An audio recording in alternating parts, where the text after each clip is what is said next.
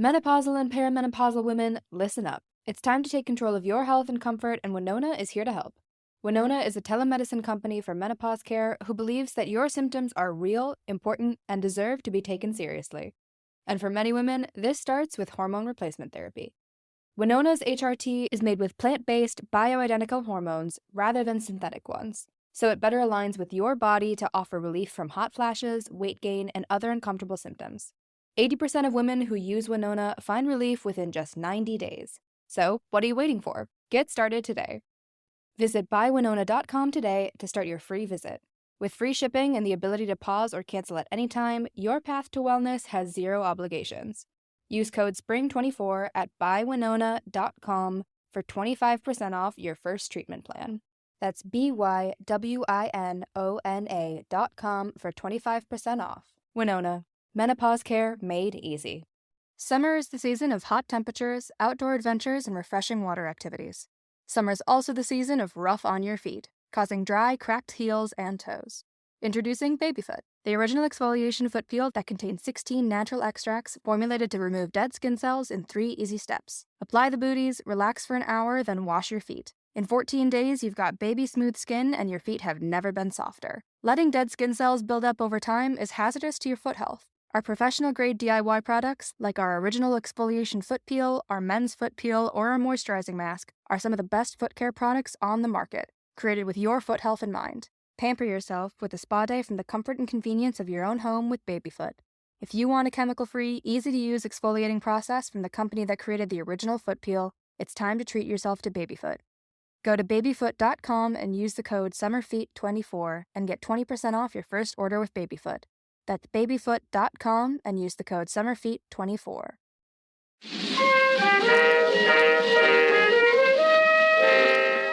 Hello, and welcome to Too Stupid to Live, a podcast that reviews cheap romance novels.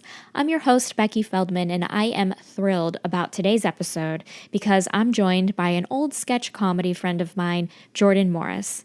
Jordan is a comedy writer and podcaster who you may know from Jordan Jesse Go. He's also the creator of a brand new scripted comedy podcast called Bubble from MaximumFun.org. The show follows a small band of monster killers as they struggle to make ends meet and find love in a nightmarish version of the gig economy. I just started listening, and it is so good.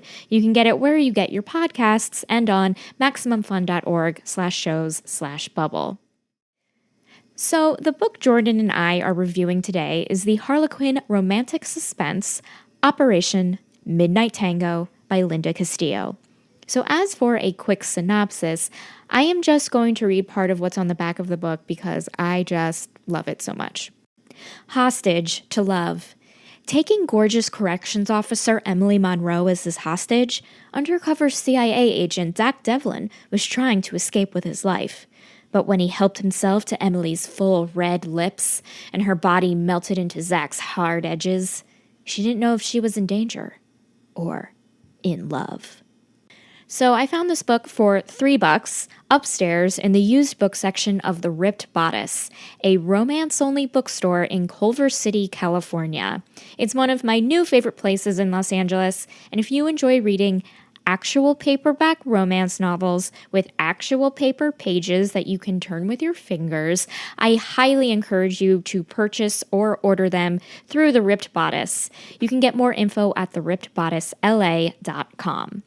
Okay, so I'm going to stop talking so then I can start talking with Jordan as we review Operation Midnight Tango.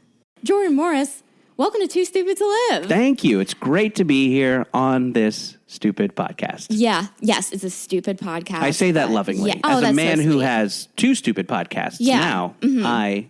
I love them. So please don't think that was pejorative. No, it wasn't. It's a stupid podcast. I get it. Sure. I call it It's in the name. It's in the name. It's, it's who, like, I'm not calling myself stupid, but it's like how I view the things I like. And it's like, so they're fun. You're owning it. I'm taking it back. I'm taking it back. Ownership.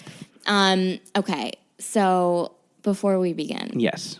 have you ever, before this book, Yeah. read a romance novel No, before? this is the first one I've ever read. I definitely remember, like, as a kid, you're with your mom in Target or something, and you see the little shelf of romance novels, and you see, your Fabios, Yes. your lesser Fabios.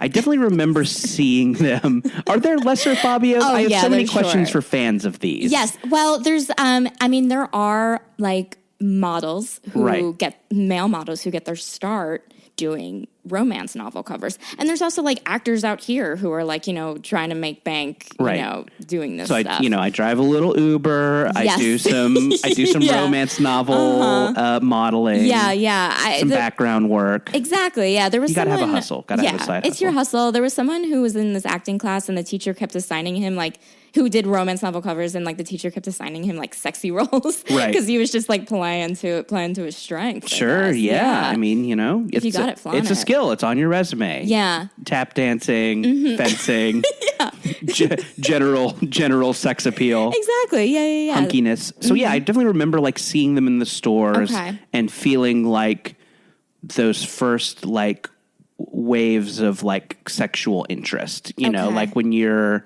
like just pre-puberty and you're like, maybe I enjoy, the human body.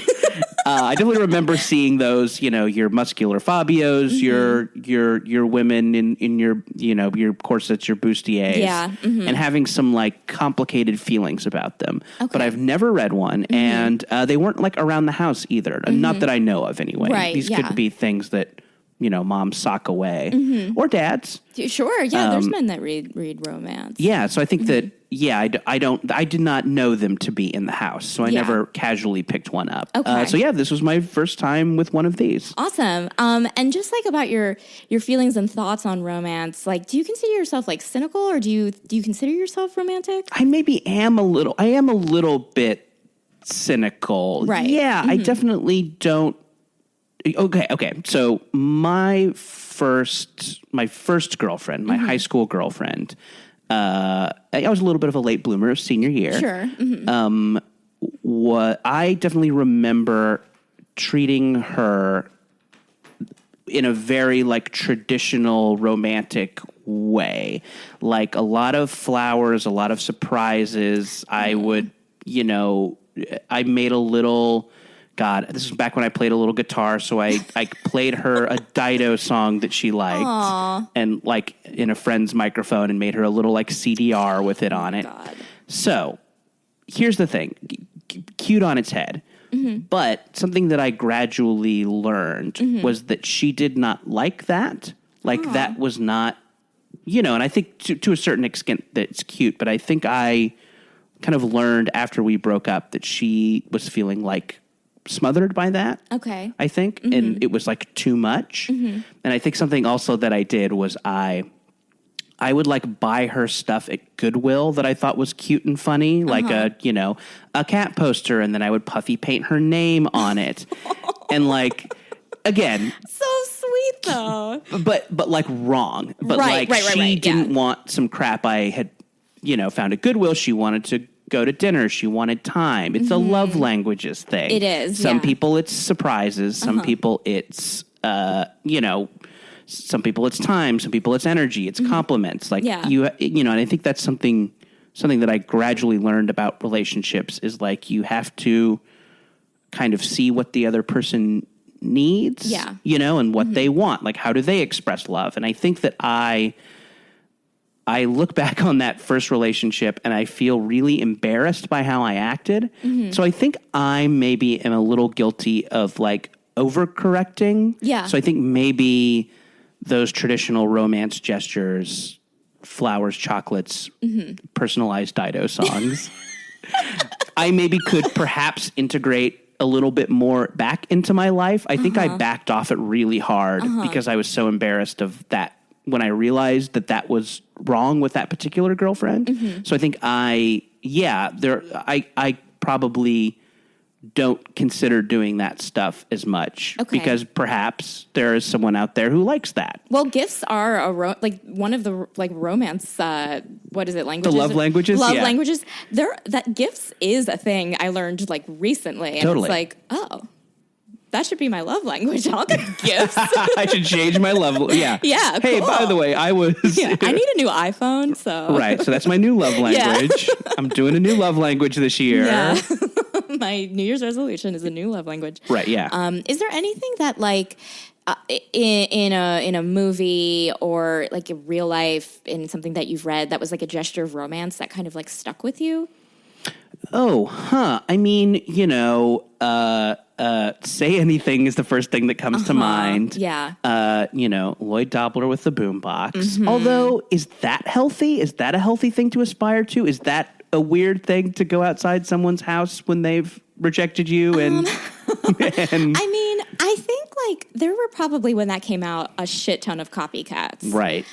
I don't know. That led to like arrests and like nights in jail. Yeah, like people probably to this day thinking what you're thinking and of like, fuck, I can't believe I did dropping that. A heavy ass boombox on your foot. Yeah, because they weighed 90 pounds. Yeah, you had to do lat pulls to just be able to. Yeah, I don't have the upper body strength to Dobler. Mm-hmm. You gotta be jacked to Dobler, I guess.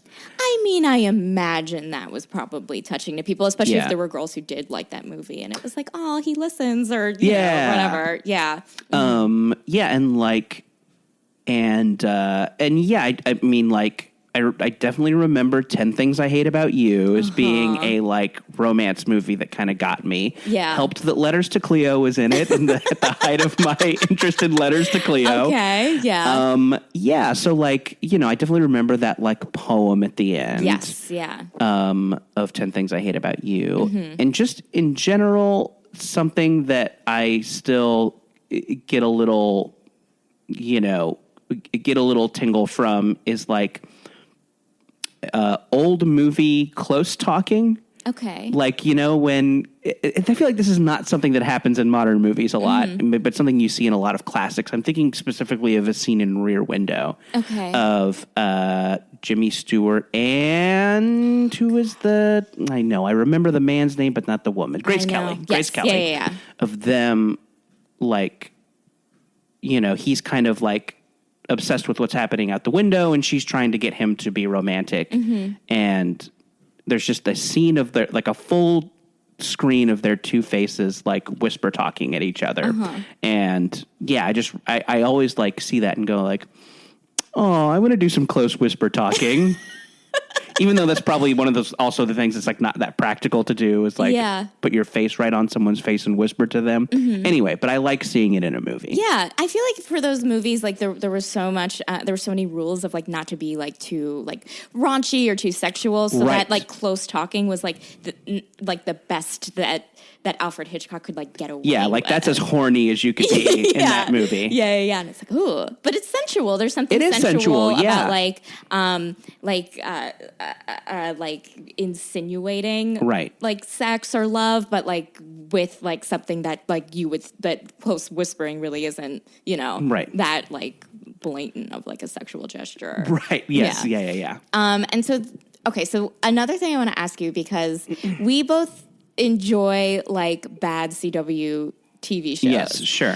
So romance novels is like a nice like escapist way to kind of like have a fun, story to read. What is something that you like that kind of falls into that category? Oh, God, when I was reading this, and I'm like, and when I started this, I'm like, okay, I am new to this genre, but a lot of the tropes that come up in Operation Midnight Tango, I'm like, oh, this is Buffy. Yeah, like absolutely. It seems like like Buffy, and I think when I was watching it, in high school and college and stuff, I liked it because I'm like, oh, this is a comic. Like this is a comic book. It has, continuity, and it has these kind of like arcs that seem like a comic book, and it has all this kind of mythological stuff and also humor, but I guess when I was kind of reading this, I'm like, oh, there's a lot of romance novel DNA in that thing too, because it has the like, will they, won't they? It's not about the kissing, it's the waiting to kiss, it's the, spike angel dichotomy. Yeah. Like all of those things are like, oh, these, and and I think that, it also kind of made me think about how similar comic books are, which I read a lot of. Yeah. Like I, as a kid and as, to this day, I still read a lot of them. Like comic books and romance novels are like, they are of a piece. Yeah. They're both kind of, they're pulpy and maybe meant to be a little disposable, but also, have some more going on under the surface than maybe people give them credit for. Yeah. I mean, we're reading we've read a romantic suspense book, and I think romantic suspense is my favorite genre of romance because of my love for Buffy and like action-y kind of thriller-y kind of TV shows. Yeah. Yeah. Do you want to get into this book? I would love to. Yay. So I typically start our analysis of the book with it covering the cover. Yeah. So do you want to describe the cover for yes, me and I give would me love your to. thoughts? So this is okay. So this is something I want to ask you about. Yeah. So it seems like there are a lot of like the publisher has a different like imprint. Is that correct? So it's a correct. Harlequin book, part of the Intrigue series. Yeah, that's their like kind of suspense series. But there's like also like Harlequin Inspirational, which is like Christian romance. Sure. And then like Harlequin Historical, I'm not totally sure of like the actual names right now, but yes, there's different imprints within Harlequin. Yeah. And that means something to fans. Like when you see Intrigue, you like, oh, I know this is going to be a because like when a spy thing or a because when you go on like harlequin.com, you kind of pick your like imprint that you want, and then all of the books that you want to read pop up. So this is a Harlequin Intrigue. Title Operation Midnight Tango by Linda Castillo, and I think what we have here is we have a hunk in a dress shirt. It's a very tasteful hunk. Yeah, not showing off a lot of peck, but you could tell he's ripped under there. You can tell he keeps it tight. Right. Yeah. Yes, a woman in a tasteful cardigan is clutching him, and they have some barbed wire kind of awkwardly overlaid over them. Yeah. In kind of a midnight blue, fitting midnight blue. Sure. What's interesting is that in the story, they don't wear those outfits. I don't think. Oh yeah, I know. This is right. I guess maybe. I mean, I'm thinking of that scene where they're like trying to slip through the like facility when they have their first kiss. That's kind of like a distraction kiss. Yes. Yeah, I'm like, is that this? Is that the scene we're seeing here? Oh, maybe that's it. Yeah. Because he like put on a different uniform or whatever. Yeah. So did you come up with like a tagline for the book? Oh, okay. So here's something I noticed. Yeah. Is how often they use the phrase corrections officer. Yes. Did you notice that? I did, so that is the main character's job. She's a corrections officer. Yes. Yeah. And they use it so much. Yeah. It's like, like when in college, like when you learn a $10 word. Yeah. It's like, oh, I learned diaspora. Yeah. Or dichotomy or something like that. Yeah. It seems like the author just learned the word corrections officer and is using it whenever. Yeah. And I marked a couple phrases where it comes up in awkward ways. Yeah. So yeah, I feel like my tagline was, she's not just a corrections officer. Ooh, that's great. Yeah. I don't know how intriguing that would be. But no, it's good because it's like, what does that mean? I have to read the book to see what else this woman is. I thought, well, corrections officers are just corrections officers, right? Right. Or are they? I don't know. I have to read. Yeah, exactly. I have to drop $4.99. I was looking on the back to see what the price was in 2004 when this came out.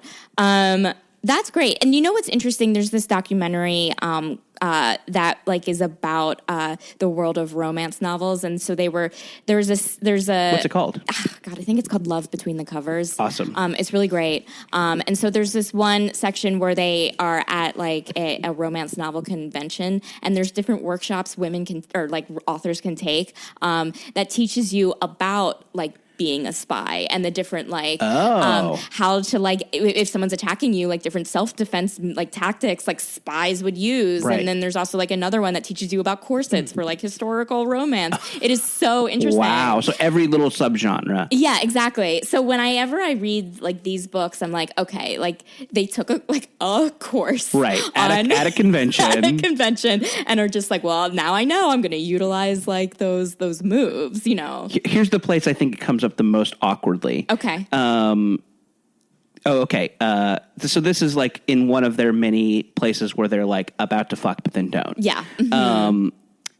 He didn't wait for her permission, and with the flick of his wrist unsnapped the front closure of her bra. The scrap of material fell open. Her nipples were large and erect, her belly taut and flat. When he looked into her eyes, he didn't see a corrections officer, but a woman he wanted very much to make love to. Ooh. The implication there is like, you automatically don't want to fuck a corrections officer? Why wouldn't you? Why is it a surprise? Yeah, like it's why? Just a strange... It's a very weird thing because like a corrections officer can be hot on her own. Right. It's like saying like, I'm so surprised I want to fuck that car wash attendant. Oh, yeah. I don't think, no, I totally get it. Like, why is their job anyway? Yeah, no, I totally get it.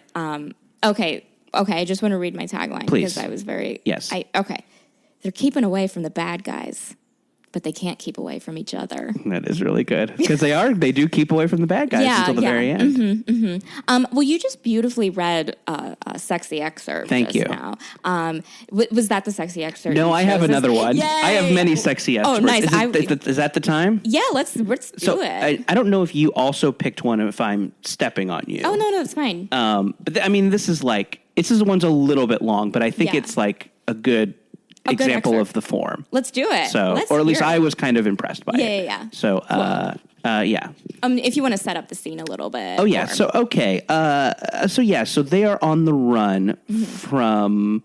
God, everything's name is so good in this. Yes. They're on the run from the secret police from Lockdown Inc. Yeah. The like Blackwater type firm where she works, where she's discovering Lockdown Inc.'s secrets. So they're on the run. Yes. This is corrections officer Emily Monroe and Midnight undercover agent Zach Devlin. Midnight is his CIA like dark unit. Yes. Yeah.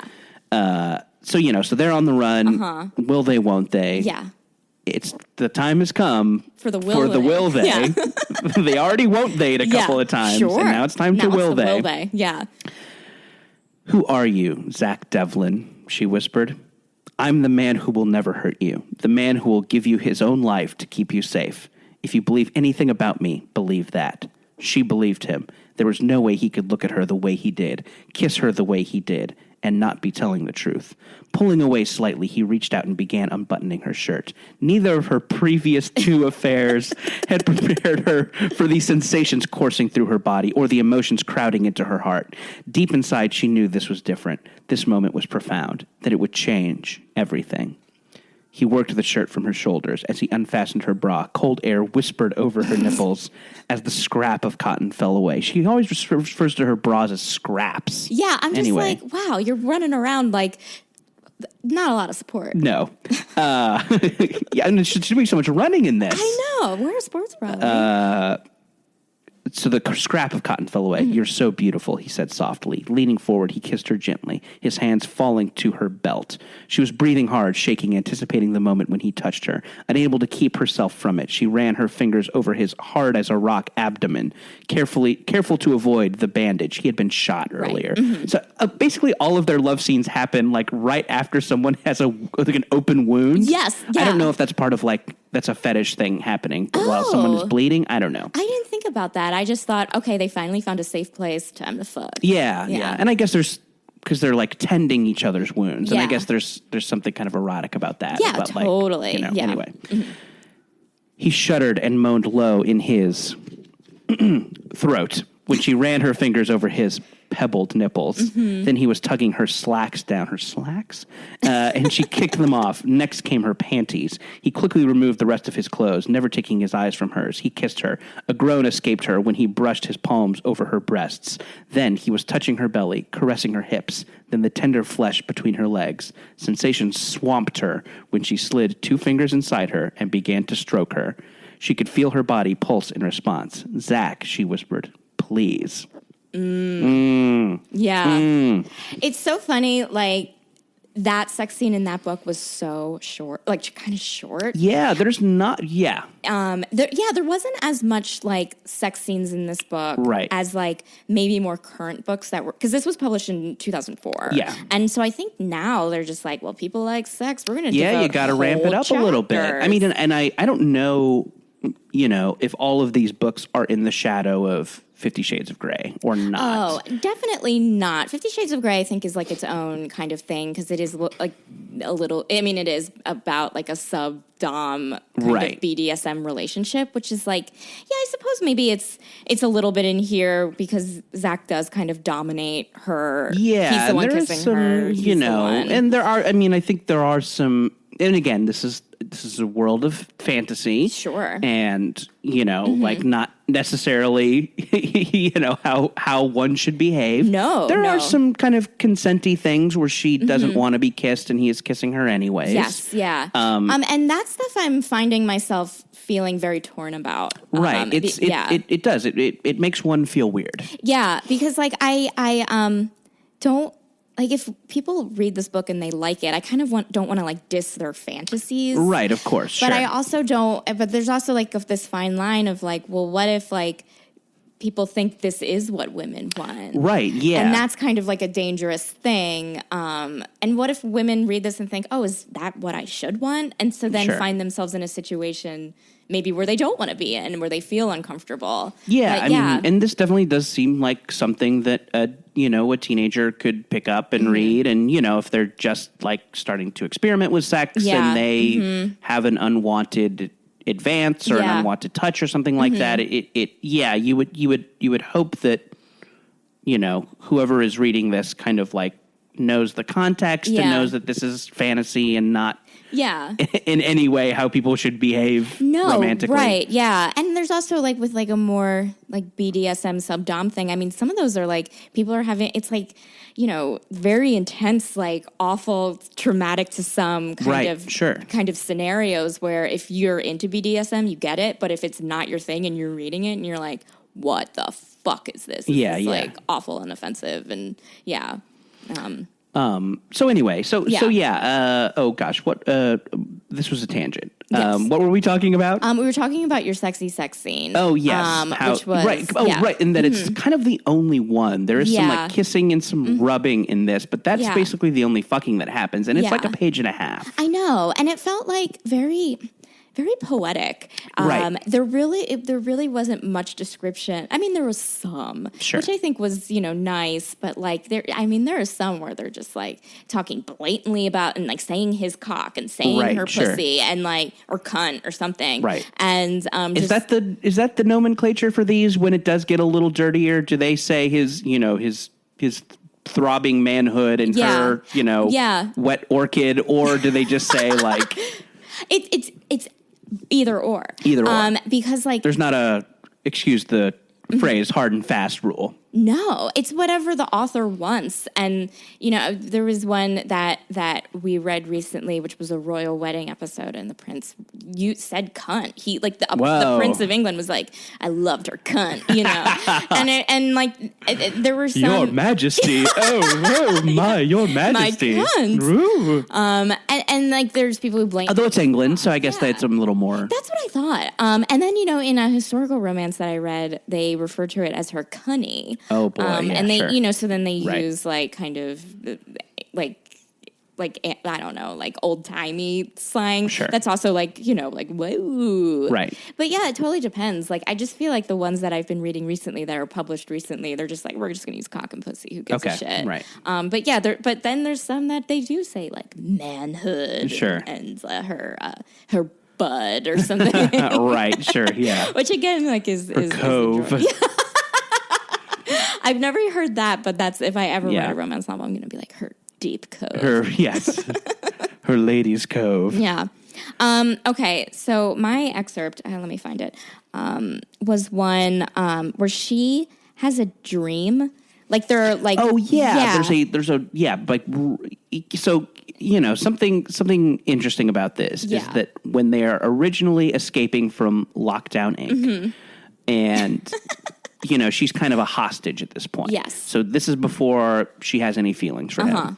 They to psych out a guard that's coming by, they just start kissing. Yes. Yeah. Because I don't know what the thinking is behind that. Is just that someone will see kissing and feel embarrassed and turn around. Yeah. But it is noteworthy. So he's like, oh, I just saw two people making out in this prison. Yeah. Anyway. Oh, yeah, because I thought that was a weird moment, too, because, like, they're like, fuck. Like, I would be like, Emily, why are you're making out with, like, a new employee? Like, yeah, what is wrong so with weird. you? If you just saw a coworker at a prison where you work, where secret testing is going on prisoners, killing them with biological weapons, and people were just making out in the hall. It's so weird. It was so why would weird. you not just look at a clipboard or point at stuff? Yeah. Like, why is... Anyway, who am I to question Midnight Agent Zach Devlin? No, and his methods. But you are. But we do have a right to question it because it was just like he sees this woman. He's like, oh, I know how I'm going to cause a distraction and also get a little bit of action. Sure, right. I'm going to kiss her. Right. Thank God she liked that kiss, even though her mind was screaming no, but her body was screaming yes. So I think that's the kind of the catalyst for the dream sequence is for the remainder of the book. This one kiss, this distraction kiss, is driving her mad. Yes, it's all she can think about. Anytime there's any downtime, she just goes back to thinking about the kiss. That kiss. Yeah. The magic. My mind said no. My body said yes. So this is a dream sequence that happens. In the kind of wake of that. Yes. So just to set this up, as you mentioned, so the Lockdown Inc. is testing out like chemical weapons on prisoners. It's so terrible. Emily uncovers this with Zach, and so they're on the run. Okay. So here we go. Emily's mind was too troubled to let her sleep, but overcome with exhaustion, she dozed and dreamed. She was back at Bitterroot, lying on an examination table. Oh, that's another good name. The prison is called Bitterroot Prison. Yeah, like what a Bitterroot good name. Prison run by Lockdown Inc. Yeah. Being infiltrated by midnight. Yeah. Anyway, sorry. Okay. Yeah. Let me just fix my headphones. Okay. Okay. At the door, Dr. Lionel and Marcus Underwood. They run the prison. Each of them holding a syringe. They were going to kill her. She tried to move only to realize she was strapped securely to the table. She tried to scream, but the terror was like a hand clamped over her throat. Then Zach Devlin was standing over her. He too was holding a syringe, but the intent in the depths of his eyes was different. "Come with me," he whispered. His seductive voice glided over her skin like the warm breath of a lover. Her nipples tightened. "I can't," she said. "You're a convict." Turning the page right now. Okay, "I'm an undercover agent," he replied. "Let me show you." Then he was leaning close, and she knew what he would do next. Then his mouth was on hers, and every nerve ending exploded with sensation. His mouth was firm and tantalizing against hers. She tried to resist, but it was as if he drugged her, and instead she opened to him, taking his tongue into her mouth.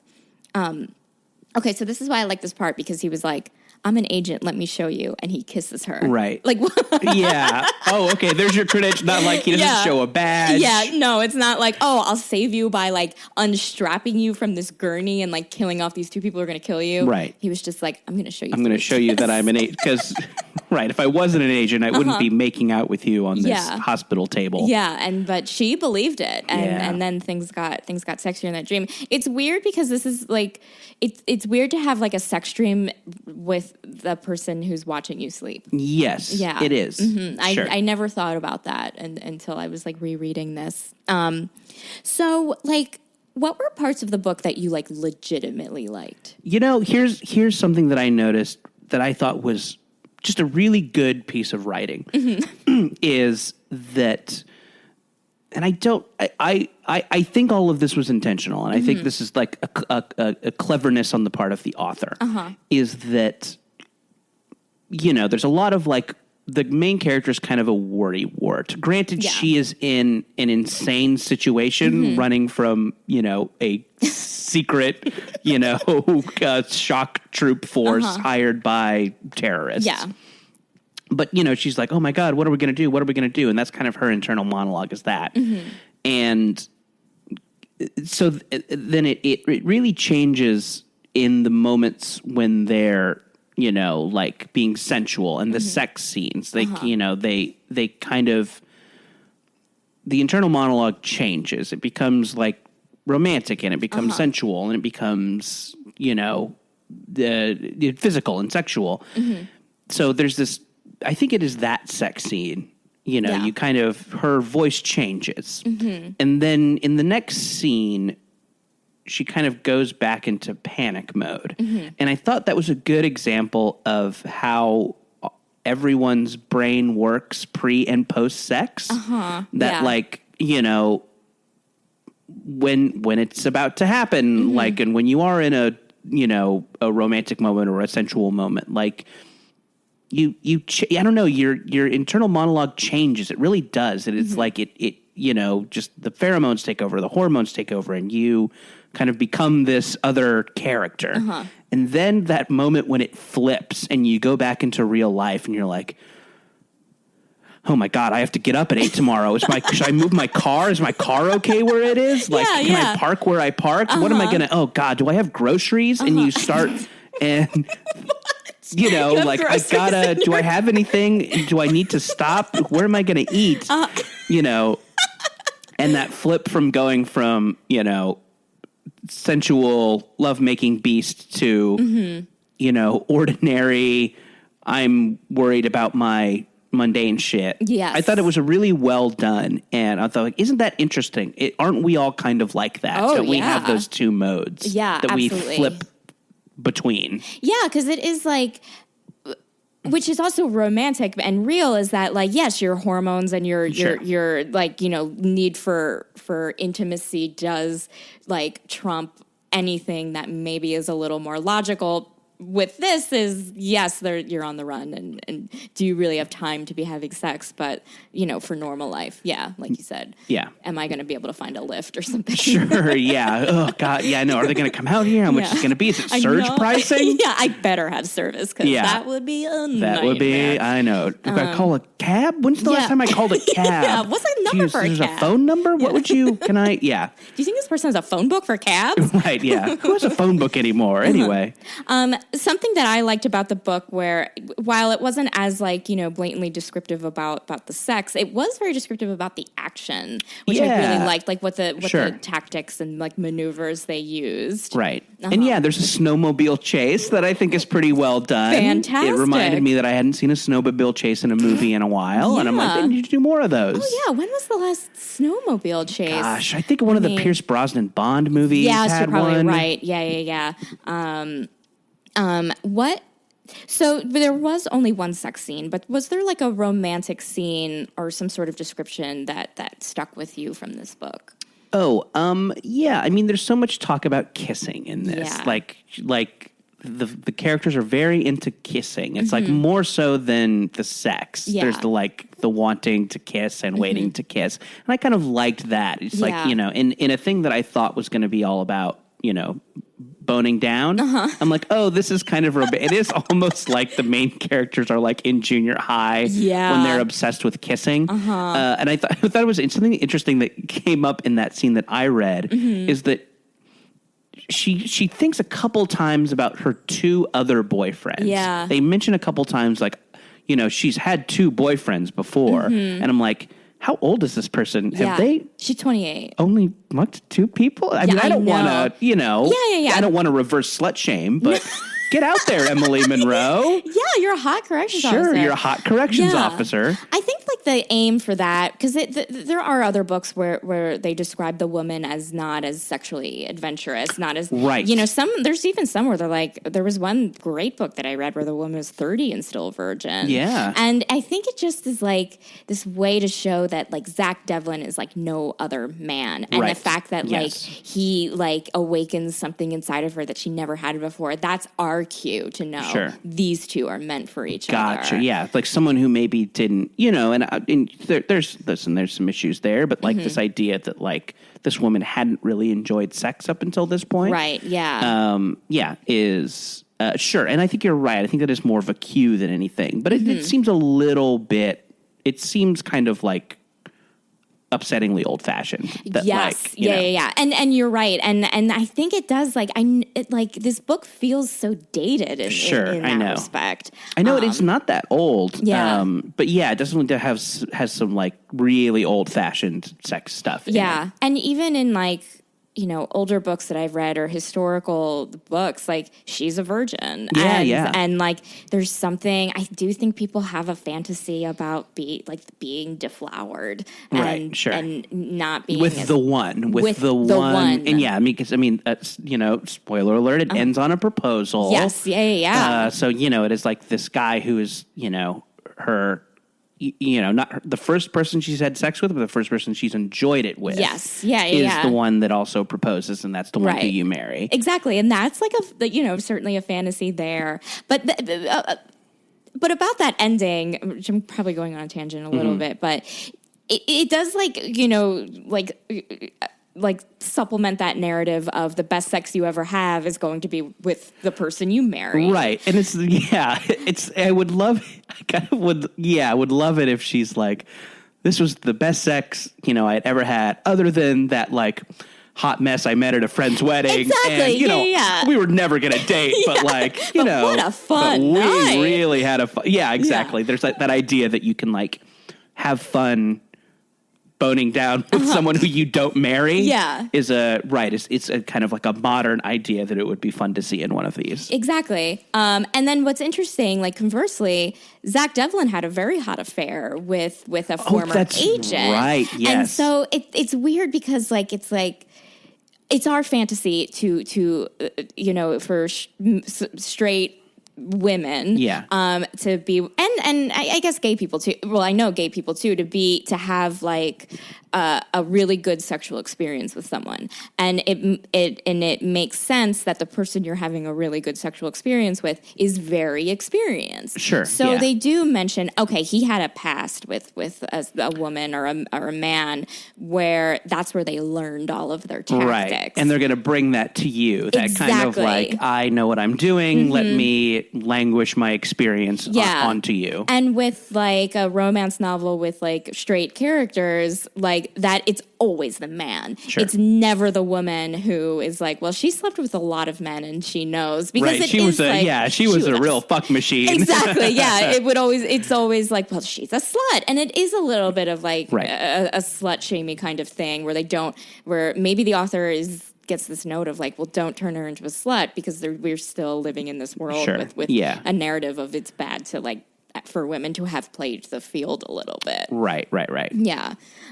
What's funny about the end of the book is so Zach Devlin gets like shot at the end. Boy, there's so many everyone gets non-lethally shot like 3 times in this. Even her, she gets non-lethally like shot in the shoulder a bunch. I know. And it makes me realize, maybe getting shot's not that bad. Yeah. Bad on this book. Sure. But also, so he's in the hospital for a week. Right. A week goes by. Is he in some sort of coma or something? It seems like he is, or like was because doesn't someone say like she never left your side? Yeah. Anyway, and so then right after that week, she's looking at her father's grave. Boy, yeah. There's a real late in the book. Yeah. Because she always thinks about like I don't want to be like my dad. Yeah. But because her dad had an affair because her dad was a corrections officer. Same place, I think. Sexual corrections officer. Yeah, he had sexy corrections officer. He had an affair with a female inmate. Right. But we learned that that's not the truth. He too was like looking into Lockdown Inc.'s shady biological weapon testing. Exactly. And I guess he was killed by Lockdown Inc. Yeah, and they made it look like a suicide because he was upset that he got in trouble for sleeping with a female inmate, which did not happen. So she's looking at his grave being like, we did it, Dad, or whatever. Zach Devlin finds her at his dad's grave and proposes there? Yeah. Okay, not the most... Yeah, how does Zach Devlin know he's at... Yes. Because he's like, I thought I'd find you here. Yeah, like really? You did? My dad's grave? Yeah, like you didn't check her apartment first? I know. To see or if like she was the home? coffee bean she goes to. I thought I'd find you here. Yeah, or like at the her coffee bean on Cahuenga. Or like even at her work, cleaning out her locker or Yeah, some shit. I know, Or like right. or at a police station, like going over like what happened. Sure. So, like when Lockdown Inc. is like, you know, being charged with Right. crimes, terrorist crimes. But he proposes to her after a week. In the graveyard. In the graveyard after a week. Yeah. That he was mostly in a coma. And the week before, they were running from the law. But already he's like, I'm going to marry this woman. Yeah. They don't even know each other outside of being on the run from the law. Like, how do they know they actually love each other? Go on a vacation together. See if you travel well together. Exactly. That's important. Honestly, go on a first date, which they never did. Yeah. Go to the Outback Steakhouse. Yeah, why not? See how she feels about going to the Outback Steakhouse. Does she hate it or does she ironically love it? That's my first date spot, by the way. You always take them to Outback. Wait, are you serious? No, I'm not serious. Oh, okay, because I'd be like, that's actually a really good idea. That would be a weird, like, that is a fun, like, for dating quirk. It's like, I always pick, like, real basic chain restaurants to go to. Yeah, and if she's amused by it. I guess maybe you're like, they can hang. Hilarious, anyway. yeah. So yeah, I thought that was a little ridiculous in the end, but a lot of books end with a marriage proposal after a short amount of time. I mean, so did Shakespeare's comedies. They all end in weddings. Yeah, so. I mean, they just know. Right. What was the most ridiculous part of this book for you? Boy, yeah. So the constant use of corrections officer. The realization that she'd only slept with two people. Something that I thought was mishandled, or it seemed like shoehorned in. Yeah. Was the plot about the fact that Midnight had a sleeper agent or had a mole. There's this thing about it's like, Midnight must have a mole. Yeah. And then they casually mention two coworkers. Yes, yeah. And it's like, well, it's probably one of them. And these people are not set up as characters at all. These are not people we've met. They just it's either this person or this person. And I'm like, who are they? Yeah, they were like popped up because I was reskimming it last night. Like their names are mentioned really quickly in the beginning. And then when they showed up in the end, I'm like, who the fuck are these guys? Yeah, and then at the end, in the kind of final action scene, they like waste a bunch of dudes and have catchphrases and stuff. Yeah. And I'm like, who are these people?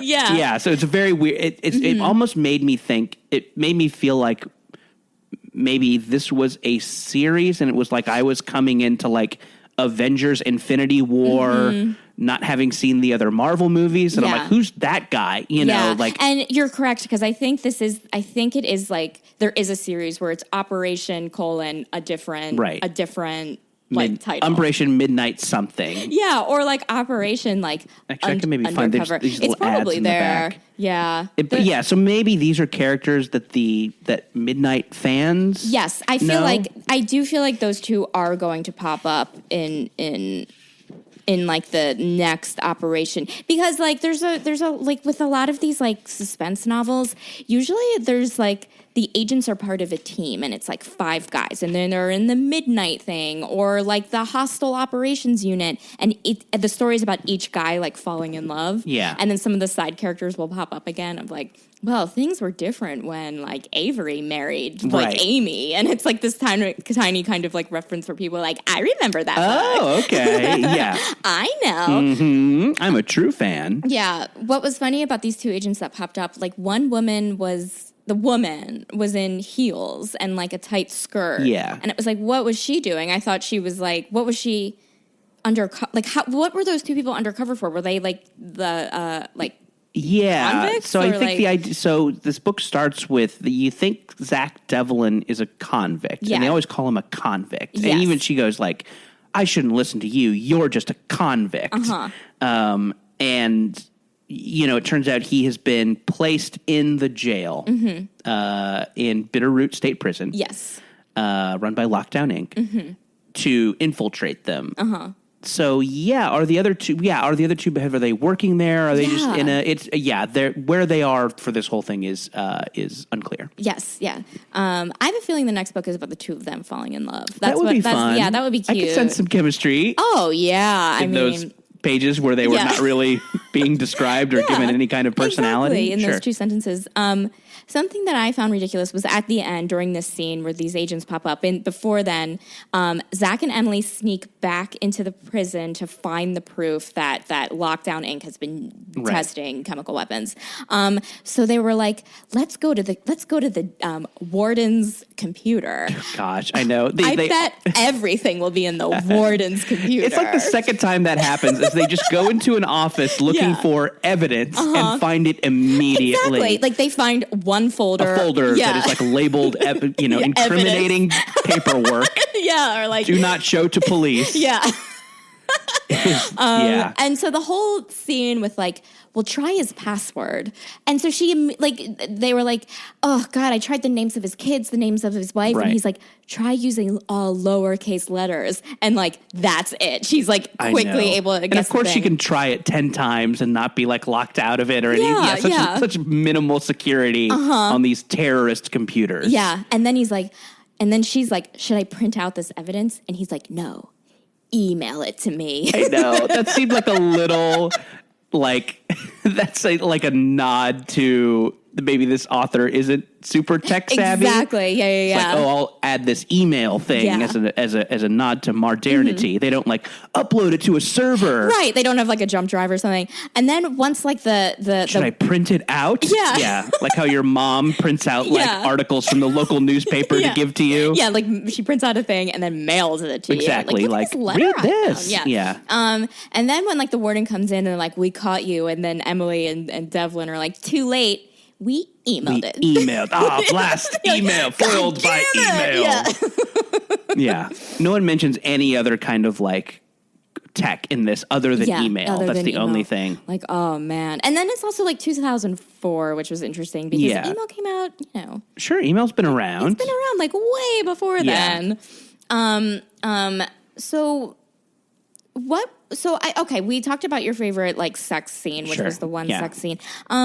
Even though the proposal was ridiculous at the end, were you satisfied with like the happily ever after? Yeah, I mean, I think as with as kind of like, with as weird as some of this stuff is, you do want a happy ending. I didn't want Zach Devlin to die. I didn't want Emily to be injected with. Oh God, what is the name of the virus?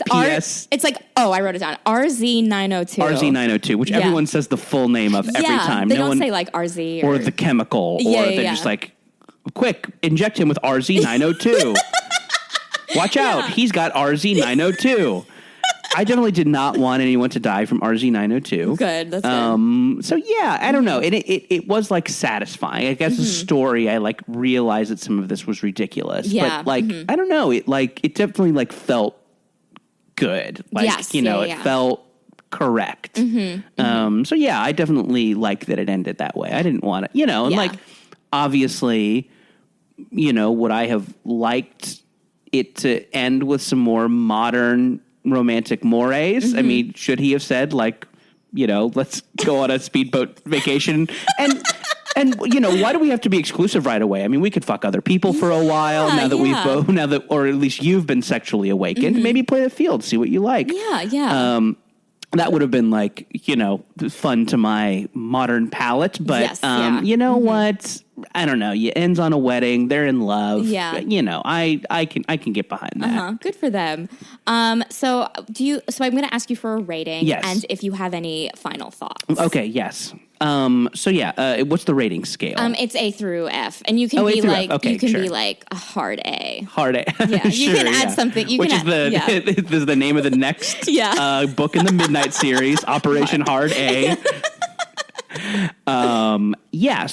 Final thoughts. A great first dive into this genre for me. Fascinating. I mean, I think some, whereas I think the author feels a little bit out of touch in some ways, but also I think, has correctly observed some things about how people think in romantic situations. And I think there is some insight here. It would be nice if it was a little more progressive. It would be nice if it felt a little more modern. But, I get that maybe people reading these are looking for something a little more old fashioned that doesn't have our, our complex sexual bric-a-brac that we have these days. Yeah. So yeah, it was interesting. It was a quick read. It was fun. Mm-hmm. So yeah, I am going to say, I'm going to say solid B. Yeah, that's my rating too. Solid B. And for those exact reasons, I thought Zach Devlin was a little too alpha, a little too macho. Oh, okay. Stray thought. So he's Irish, right? Yeah. And I could maybe see, like, in this woman's head, this is a young Liam Neeson. Yeah. Because he's very much, like, he kind of has the Taken commuter kind of tude. Commuter. That Liam Neeson movie we all love, The Commuter. It's pretty good. It's on HBO. Oh, okay. Good. Yeah. Good to know. It's a fun watch. Okay. That they sometimes, she will sometimes write him in some Irish isms, but then just drop it. Like at some point he's like, I would hate to tell me mum about this. He says me mum and then like doesn't talk Irish for a long time. He says bloody sometimes. Yeah, which that to me feels, I don't know, but it feels to me more English than Irish. It does feel a little more Cockney. So yeah, some inconsistencies on the accent work. Maybe. Yeah, I think you're right. In addition to taking the spy class at Romance Novel Con, she also should have taken it like a dialects class. Yeah, because it's interesting. I feel like a lot of Irish people, like in other books I read with an Irish protagonist, like they use nicknames and like other like kind of like Gaelic terms, which is interesting. Sure. Not that Zach Devlin has to. No, he doesn't. But have I think to. you're right. Like I think he could some have been consistency issues. Yeah, and then maybe kind of like some sort of backstory as to like, not that Irish people can't work for the FBI or the CIA, but like how did he? What's his backstory? Like, how did he get, like, Emily, her backstory. Her dad had this thing, and she was, I assume, able to get this job, and she wanted to make up for her dad's mistakes. But, like, what was Zach's thing? I know. Yeah, you get his kind of, like, his tragic romance. The agent he was in love with gets killed in the field. But, yeah, you don't really know much about how he grew up or how he came to be associated with the U.S. government or whatever. So, yeah. For another midnight novel, I guess. Yes, yeah. And again, maybe that was something that was covered in another one. Oh, that's a good point. It might have been. Yeah. So final thoughts, rating. Is there anything else? No, I mean, unless, I hope you enjoyed reading this. I did. It was a blast. It was a total blast. Oh, good. I'm so glad. Well, listen, it has been an honor. Thank you. To have you on this show. Honor to be here. Thank you so much, Jordan, for being a guest today. You can follow Jordan on Twitter at Jordan_Morris, and you can check out Bubble on MaximumFun.org/shows/Bubble. And you can follow this podcast on Twitter at TSTL Podcast, or head to TSTLpodcast.com for more information on the book today, as well as past and future books. Thank you so much for listening, and have a great rest of your day.